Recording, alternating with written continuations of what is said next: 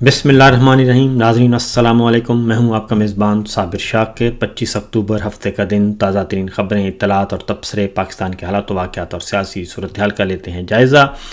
انتہائی اہم نوعیت کی خبر اس ولاگ میں شیئر کریں گے۔ خفیہ دورے ہو رہے ہیں، خفیہ سفارتکاری ہو رہی ہے، کسی کو کانوں کان خبر نہیں۔ بظاہر یہ کہا جا رہا ہے یہ دو طرفہ معاملات ہیں، دفاعی شعبے میں تعاون کا معاملہ ہے، لیکن حقیقت میں اس وقت کوئی UAE اتر رہا ہے، کوئی اسرائیل کے پڑوس میں جا رہا ہے اور ملاقاتیں کر رہا ہے۔ وہ سب کے سب صورتحال سے آپ کو آگاہ کریں گے۔ اور اب اگلے 28 دن، صرف 28 دن، 4 ہفتے بہت ہی کروشل ہیں پاکستان کی سیاست، پاکستان کی سلامتی، پاکستان کی عدالت اور صحافت اور وکالت کے بارے میں، کیونکہ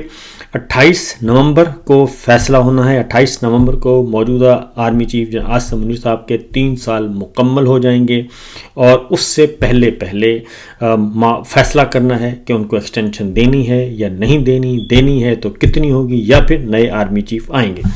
اور اس لیے اپنے آنکھ اور کان کھلے رکھیے گا۔ اور اس وقت جو فائنل راؤنڈ کھیلا جا رہا ہے اس میں کامیابی ہوتی ہے یا نہیں،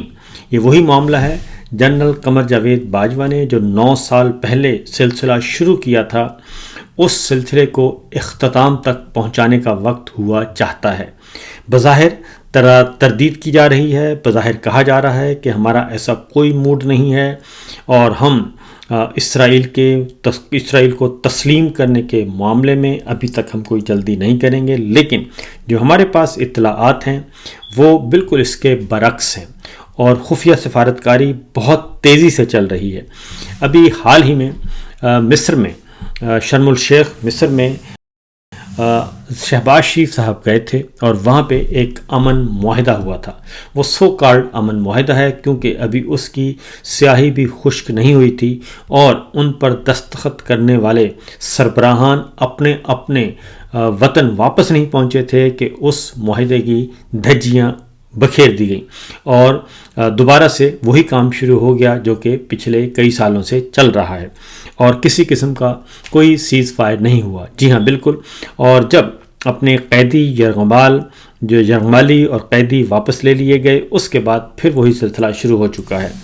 اور دوسری جانب شرم الشیخ میں ایک معاہدہ ہوا، اور شہباز شریف صاحب نے وہاں پہ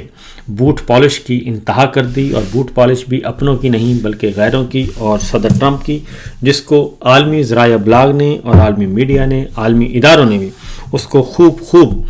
اس کے بخیے ادھیڑے اور اس پہ حیران ہوئے، یہاں تک کہ وہاں پہ جو سربراہان مملکت موجود تھے وہ بھی کافی پریشان دکھائی دیے کہ ایسے وزیر اعظم بھی ہوتے ہیں۔ تو بہرحال صدر ٹرمپ نے وہاں پہ ان کو بے لباس کیا، شہباز شریف صاحب کو، اور انہوں نے بھی کوئی کسر نہیں چھوڑی۔ شہباز شریف صاحب نے بھی خوش آمدی اور چاپلوسی کی۔ بہرحال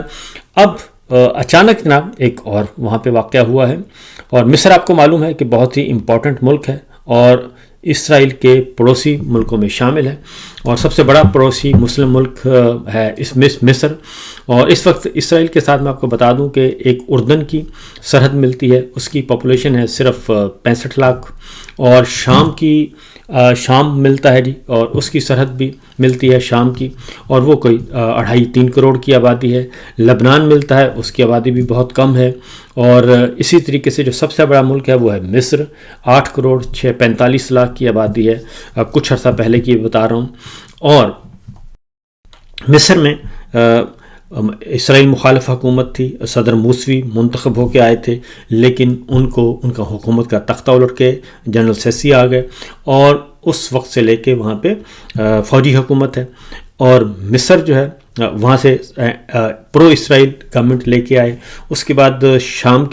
میں بھی اس وقت پرو اسرائیل ہے، شام کا بھی تختہ الٹ دیا گیا ہے، اور اردن میں بھی پرو اسرائیل پائے جاتے ہیں، اور وہاں پہ بھی کوئی ایسا مسئلہ نہیں ہے۔ لبنان ہلکی پھلکی مزاحمت ہوتی ہے، لیکن اس کو بھی دبانے کی کوشش کی جاتی ہے۔ اس طریقے سے اسرائیل کے جو مسلم ممالک تھے پڑوسی، وہاں پہ کم و بیش کنٹرول حاصل کیا جا چکا ہے۔ اور جنرل سیسی کی حکومت، اور اس کے بعد پھر صدر موسوی جو ہیں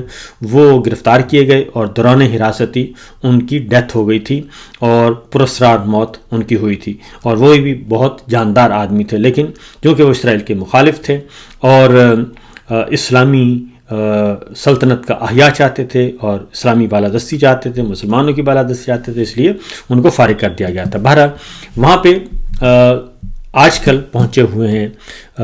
جناب field marshal general Asim Munir صاحب نے شہباز شریف صاحب کے دورے کے بعد وہاں کا وزٹ کیا ہے، اور مصر میں انہوں نے اعلیٰ قیادت سے کی ہیں ملاقاتیں۔ بظاہر یہ کہا گیا ہے کہ یہ علاقائی سلامتی اور دفاعی تعاون کی بات کی گئی ہے، اور جب علاقائی سلامتی کی بات کی جاتی ہے تو آپ پھر اس کا سمجھ جائیں مطلب کہ اس کا کیا ہو سکتا ہے۔ تو جو ہمیں بتایا گیا سرکاری طور پر وہ ہے کہ فیلڈ مارشل سید عاصم منیر مصر کے سرکاری دورے پر ہیں، اور جو سرکاری دورہ کیا اور مصر کے وزیر دفاع سے ملاقات کی، دفاعی پیداوار سے ملاقات کی، جنرل عبد المجید اور مصری افواج کے chief of staff lieutenant general Ahmed Khalifa سے ان کی ملاقاتیں ہوئیں، اور اس کے علاوہ ان کی ملاقاتیں اعلیٰ حکام مزید بڑی قیادت سے بھی ہوئی، سیاسی قیادت سے بھی۔ وہاں پہ فوجی حکومت ہے جی، اور پاک فوج کا جو شعبہ تعلقات عامہ ہے DGISPR صاحب نے کہا ہے کہ ان ملاقاتوں میں باہمی دلچسپی کے امور، علاقائی سلامتی کی صورتحال اور دفاعی تعاون پر تفصیلی بات کی گئی۔ اب اس میں ایک اور بات بھی بتا دوں کہ یہ جو امن معاہدہ جس میں ملکوں نے سائن کیے ہیں، اس میں ایک تجویز یہ بھی ہے کہ وہاں پہ مسلمان ملکوں پہ مشتمل جو ہے وہ فوج جائے گی، اور لیڈ کوئی اور کرے گا، قیادت کوئی اور کرے گا، لیکن وہ مسلمان ملکوں کی فوجیں وہاں پہ جائیں گی، اور اس میں پاکستان کا حصہ سب سے زیادہ ہوگا۔ اور اس موقع پہ فیلڈ مارشل سید عاصم منیر نے کیا کہا مصر میں؟ انہوں نے کہا کہ مصر ہمارا برادر اسلامی ملک ہے، اور پاکستان اور مصر کے درمیان بہترینہ تعلقات ہیں، اور دونوں ممالک جو ہیں وہ عوامی مفاد میں ایک دوسرے کے فیصلہ کرتے ہیں، اور یہ تعاون جو ہے خطے میں امن استحکام کے فروغ میں مددگار ثابت ہوگا۔ اور مصری وزارت دفاع کے دورے پر DGISPR نے یہ بھی بتایا کہ جنرل صاحب کا بہت شاندار استقبال کیا گیا، گارڈ آف آنر دیا گیا، یہ حسب معمول ایک معمول کی بات ہے۔ فیلڈ مارشل نے جامعۃ الازہر میں شیخ الازہر شیخ احمد الطیب سے بھی ملاقات کی، اور فیلڈ مارشل نے گمنام سپاہیوں کی یادگار اور سابق صدر انور سادات کی قبر پر بھی پھول چڑھائے۔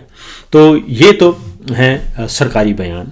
دوسرا جو اصل بیان ہے وہ یہ ہے کہ جو شرم الشیخ میں امن معاہدہ کیا گیا، شہباز شریف صاحب کو بھیجا گیا تھا اور وہ چند چڑھا کے آئے تھے، تو اب جنرل صاحب وہاں پہ گئے ہیں، اور اصل دورہ یہی ہے۔ اور اس دوران پاسپورٹ بھی پاکستان کا تبدیل کیا گیا ہے، اور جب خبریں آنا شروع ہوئیں تو پھر باقاعدہ طور پہ پاکستانی پاسپورٹ، نئے پاسپورٹ کے وہ 2 صفحے بھی شیئر کر دیے گئے، انگلش اور اردو میں لکھا ہوا تھا کہ اسرائیل کے علاوہ باقی تمام ملکوں کے لیے یہ پاسپورٹ ویلڈ ہے۔ تو وہ جو ایک سطر ہے وہ ابھی تک موجود ہے۔ اس کا مطلب یہ ہے کہ اچھا ایک اور بات بتا دوں کہ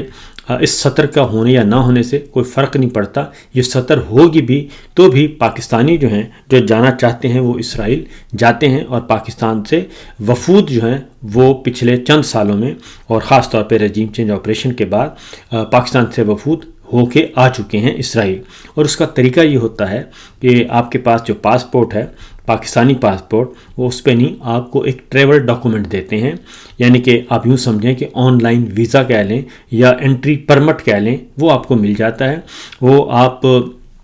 کو مصر بھی آپ کو فیسیلیٹیٹ کرتا ہے، اردن بھی فیسیلیٹیٹ کرتا ہے، اور اب شام جو ہے وہ بھی فیسیلیٹیٹ کرتا ہے۔ وہاں پہ پہنچیں اور وہاں پہ پہنچ کے آپ اسرائیلی حکام سے ویزا لے سکتے ہیں، اور اس کو وہ پاسپورٹ اور ریکارڈ پہ نہیں آتا بلکہ وہ انٹری پرمٹ ہوتا ہے، اور وہ آپ کو دکھایا جاتا ہے، تو آپ اسرائیل میں داخل ہو جاتے ہیں، اور اس کے بعد واپسی پہ مہر لگا دی جاتی ہے، تو آپ ایگزٹ ہو جاتے ہیں۔ تو پاکستان آپ کا جو پاسپورٹ ہے پاکستانی پاسپورٹ، اس پہ مہر نہیں لگتی، تو اس لیے اس سے کوئی فرق نہیں پڑتا۔ بہرحال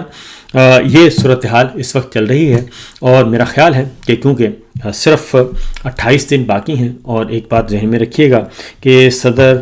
ٹرمپ سے جو army chief general Asim Munir صاحب کی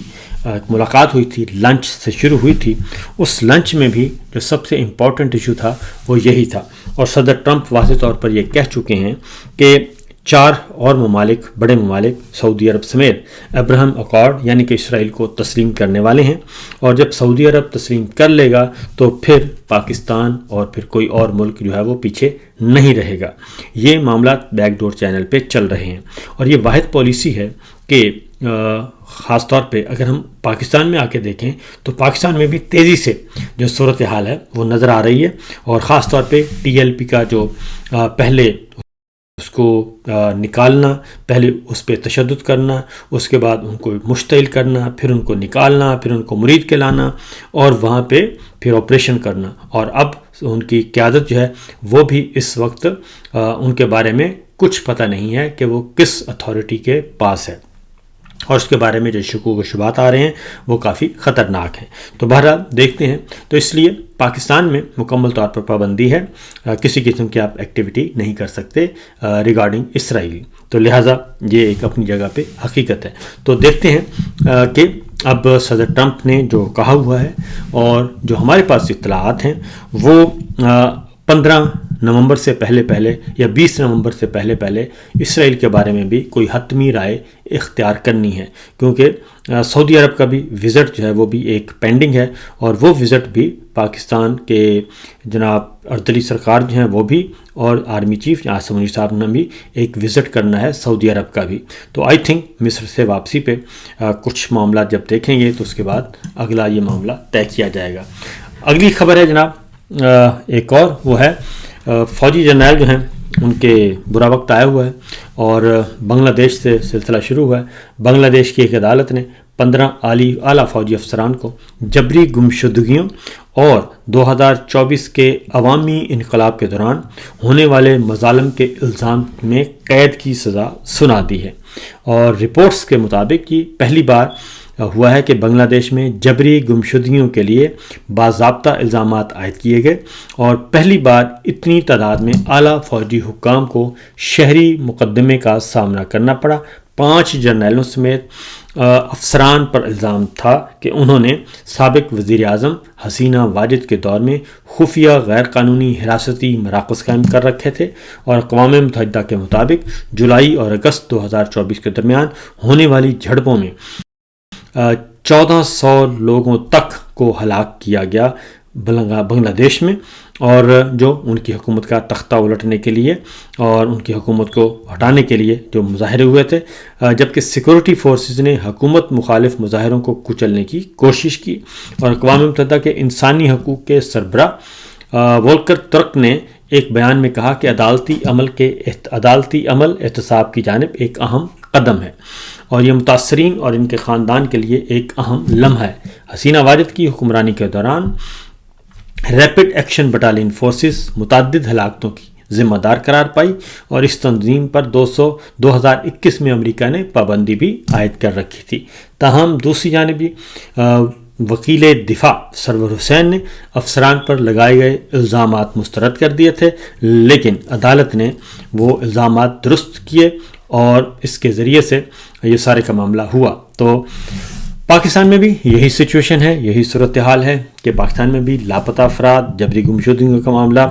عروج پر ہے، اور اس وقت بھی مختلف عدالتوں میں یہ معاملات موجود ہیں، جبکہ supreme court of Pakistan justice Athar Minallah نے ایک تاریخ ساز فیصلہ دیا ہے، اور ماورائے عدالت حراستی قتل کو فساد فی الارض قرار دیا ہے۔ سپریم کورٹ کے جسٹس اطہر من اللہ نے ماورائے عدالت قتل کے حوالے سے یہ بڑا امپورٹنٹ فیصلہ جاری کیا ہے۔ سپریم کورٹ نے بلوچستان میں ایف سی اہلکار کی فائرنگ سے جاں بحق شہری کے قتل کیس کا فیصلہ سناتے ہوئے مجرم شادی اللہ کی سزائے موت برقرار رکھی، اور اپیل بھی خارج کر دی۔ فیصلے کے مطابق ایف سی اہلکار نے 2020 میں تربت میں والدین کے سامنے یونیورسٹی طالب علم حیات کو حراست میں لے کر 8 گولیاں مار کر قتل کر دیا تھا۔ عدالت نے قرار دیا کہ ماورائے عدالت حراستی قتل فساد فی الارض کے زمرے میں آتا ہے،